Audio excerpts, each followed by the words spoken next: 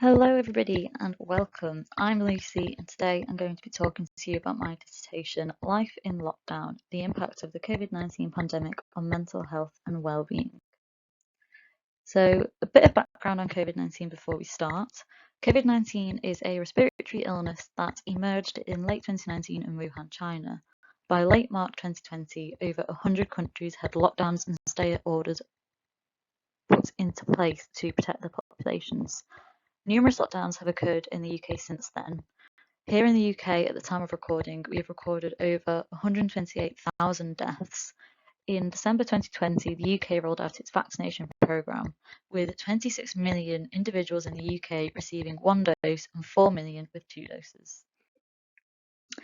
Over the past century, we've seen multiple different mental health concerns as a result of health disasters. In 2003, there was the SARS outbreak, another respiratory virus, and during this there was seen to be an increase in mental health problems for those in populations directly affected by the disease, such as individuals in social isolation, those in threat of infection, the infected, and survivors of life-threatening symptoms. The SARS outbreak was associated with an increased risk of mental health problems such as anxiety, depression, sleep disorders, and post-traumatic stress disorder, and an increase in suicide rates. Comparably, during the 2014 Ebola outbreak, there was an expectancy to see a sharp rise in anxiety disorders, depressive disorders, and post-traumatic stress disorders. Researchers have suggested that the 2003 SARS outbreak acted as a rehearsal for a larger scale epidemic or pandemic such as COVID-19, and that we should really learn from the impact that SARS had on the population's mental health back in 2003 and apply that to a large-scale event should it happen, as it has done, as I'm sure we're all aware.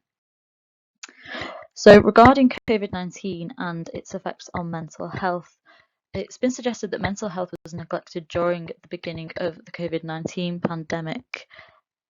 There's been a delay in the increase of pressure on mental health services, both community-based and hospital-based, and this has been set back from the pressures seen on medical services such as intensive care units. It's been suggested that lockdowns will see the rise of a new epidemic, focusing on the mental health of the population, one that our health system just might not be prepared to handle. Various factors such as the loss of personal freedoms, developing the illness, or being in a high-risk group may also add to the emotional distress experienced by the public. The impacts of social distancing, loneliness, bereavement, and financial instability might manifest into ongoing problems regarding the public's mental health that continue long after the pandemic has come to an end. With lockdown, social isolation has been used to help curb transmission, and it's been suggested that social isolation may continue for some individuals out of fear of becoming ill or infected. This long-lasting socialization may result in loneliness, which could in turn impact on rates of anxiety and depression. Social isolation has increased levels of loneliness within the population, and this has potentially impacted suicide rates as well as suicidal ideation and depression levels. This is kind of and ahed about within the literature. Some believe that it has impacted suicide rates, and others suggest that suicide rates are at the same level. But it's obvious that there has been an impact on the nation's mental health throughout the world, not just in the UK. Loneliness has also increased during lockdown, specifically in younger adults. But some researchers suggest that younger adults actually are more protected because they are active on social media, and this has been shown to reduce levels of loneliness. And being an active user of social media has been considered as a protective factor during lockdowns. So our hypotheses for this study were threefold. We wanted to firstly determine whether participants self-reported a decrease in their well-being and satisfaction as a direct result of the COVID-19 pandemic.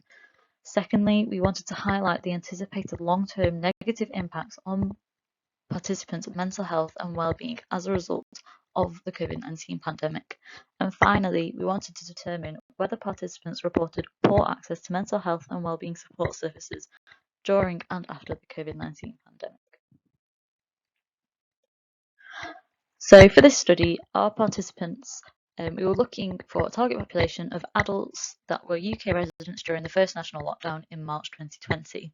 Participants were recruited through SONA, so this was psychology students at the university here in Bangor, and they were awarded 2 credits for taking part, as well as advertising on social media sites, Facebook and Twitter.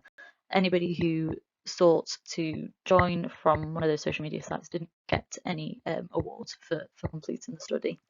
Overall, we had 289 responses, but we had to remove 75 of those as they were either incomplete or participants failed to consent correctly.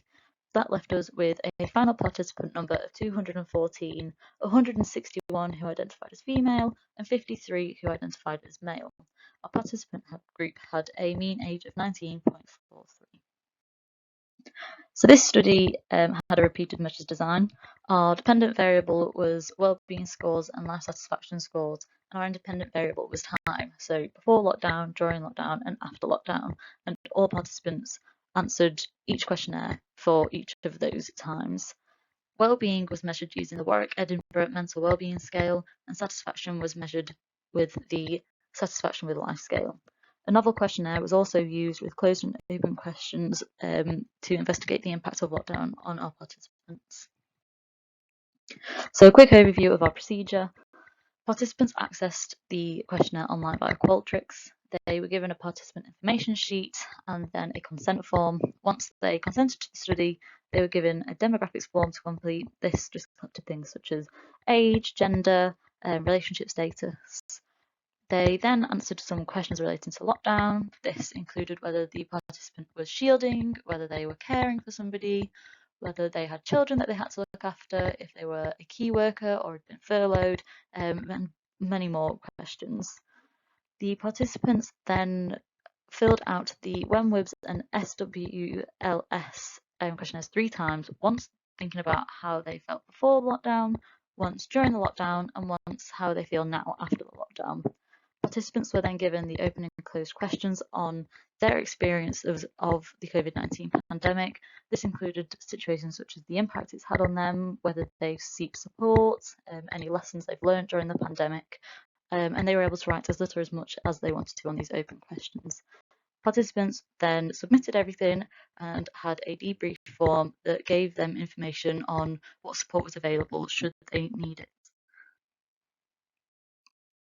So for our results, as you can see here in this graph, for mental wellbeing scores, the score started off at 48.03 as the mean for all participants, and then that dropped down to 41.43 during lockdown.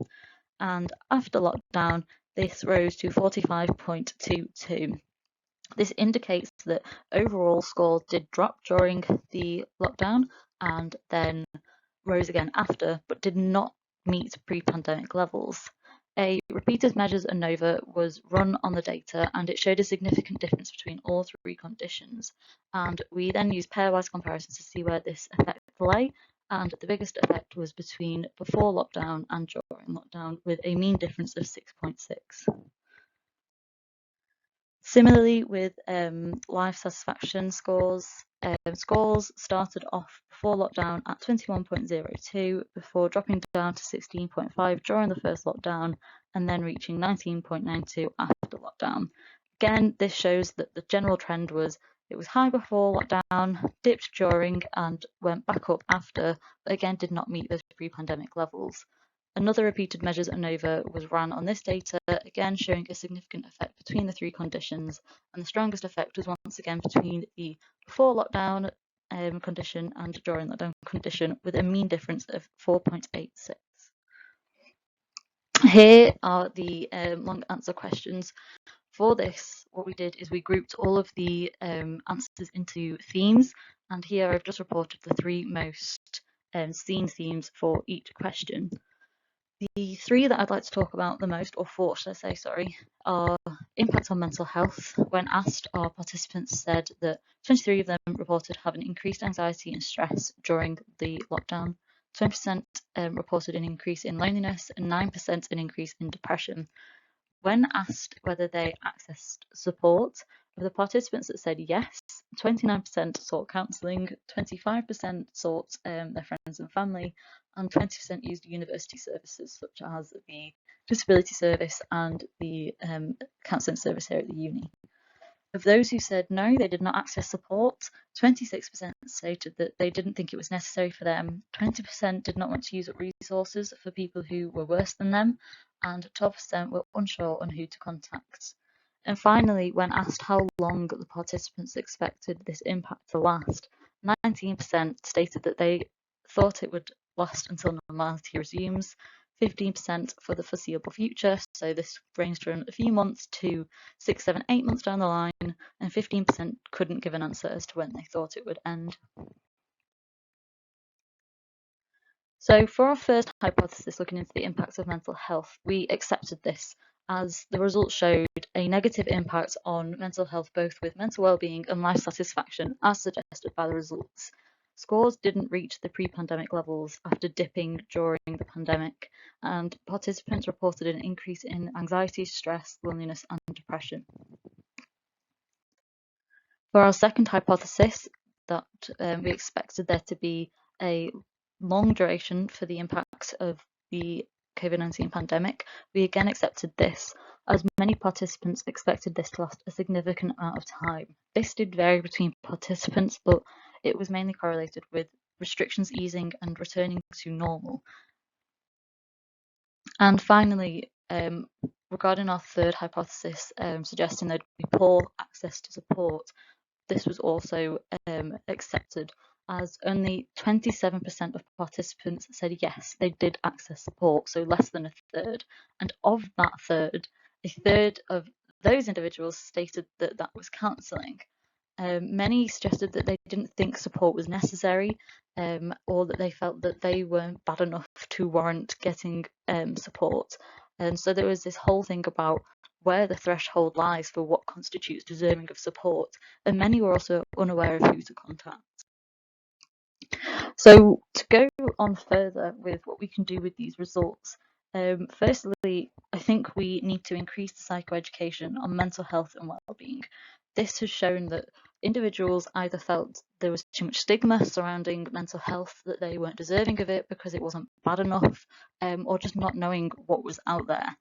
The country has gone so far in terms of the public speaking about their mental health, but more still needs to be done, especially as the pandemic ends. Suggestions include using more WAS campaigns such as ITV's Britain Get Talking, which encourage the public to have open conversations with their family and friends surrounding their mental health, and helps to reduce stigma surrounding access support. Secondly, I think we need to battle loneliness, especially for our at-risk groups, such as those who live alone, who live remotely, who were bereaved or shielding for the past year, with schemes such as befriending programs or utilising online and in-person group activities, whether these are sporting or hobbies, to help reintegrate these individuals back into society. Thirdly, I think practitioners really need to utilise remote therapy. This pandemic has shown how useful remote therapy can be, and has changed the way that a lot of therapists have worked in a way that we haven't seen before. Remote therapy is great for the therapists. You know, you can work from home, you can have your own office space and not have to pay for a practice room, but also it opens it up to more people. Remote therapy is often cheaper for the client. They're able to access it more easily in their own time.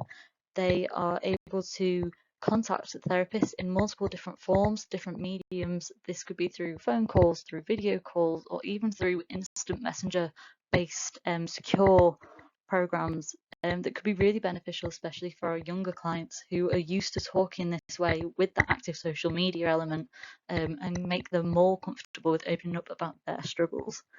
Finally, the use of support groups for those most affected by COVID-19 to share their experiences. This could be especially beneficial for those in vulnerable populations, such as the bereaved, those who have been in critical care with the virus and who have survived, those with pre-existing mental health concerns that have gotten worse over the pandemic, those who have shielded, and just those who have genuinely felt very, very lonely the past year. These groups could help combat that loneliness after lockdown and could be used in conjunction with other more traditional forms of therapy.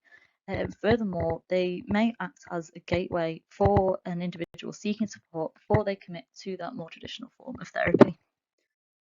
So to conclude, future research, I think, could really benefit from looking at that longitudinal impact of the pandemic, looking at how individuals felt before the pandemic, during, and now we're coming out of it, this long road out into normality, how individuals are feeling with things opening back up, socializing, becoming allowed again, being able to go out again. Has that anxiety risen? Is it falling? And what's going on there for the population? I think we need to really focus on destigmatizing mental health further and making more people aware that it's okay not to be okay, and that there are people there to speak to, both in a private matter in terms of with friends and family, and also with professionals such as trained counsellors. We need to increase the knowledge of available support as well as increasing what support is out there. And this was really down to the government, and more needs to be done to push those into putting the money and the funding into the mental health sector. And finally, we just need to prioritise the nation's mental health after Covid-19. This has been a huge thing for everybody, and it's going to stick with us for a long time. So we really need to focus on supporting each other through this.